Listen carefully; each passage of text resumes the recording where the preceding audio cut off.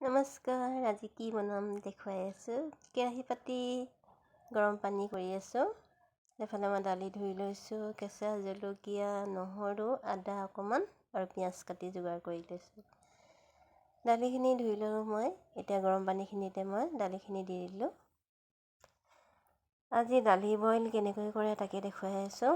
ঘৰত যদি কেতিয়াবা চব্জি নাথাকে, আপোনালোকে এনেকৈ এসাঁজ বনাই খাই চাব। মই বনোৱাৰ আগতে নিশ্চয় ভাল পাব খাই। আজি মই এনেকৈ বনাই খালোঁ, খুব ভাল লাগিলে, বহুত টেষ্টি লাগিলে। এয়া মই দালিখিনি লৰাই দিছোঁ। তাতে মই নহৰু, আদা আৰু কেঁচা জলকীয়া, পিঁয়াজখিনি ঢালি দিলোঁ।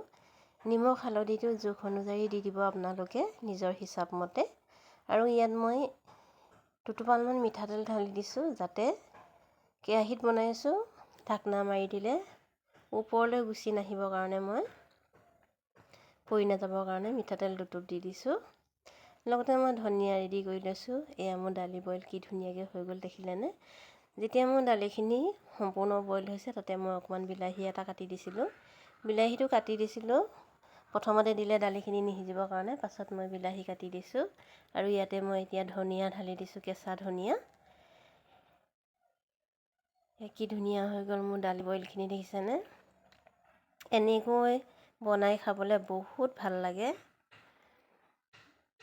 মই খালোঁ এনেকৈ বনাই।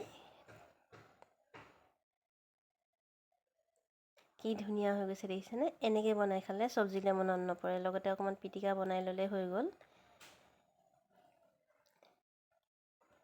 এয়া মোৰ দালি কি ধুনীয়া হৈ গ'ল, ৰেডি হৈ গ'ল। আশা কৰিলোঁ আজি ভিডিঅ'টো আপোনালোকে ভাল পাব। ভাল পালে লাইক কৰিবলৈ, কমেণ্ট কৰিবলৈ নাপাহৰিব। লগতে মোৰ ভিডিঅ'বিলাক যদি ভাল লাগে ছাবস্ক্ৰাইবো কৰি দিব, যাতে আহিবলগীয়া ভিডিঅ'কেইটা সোনকালে পাই যায়।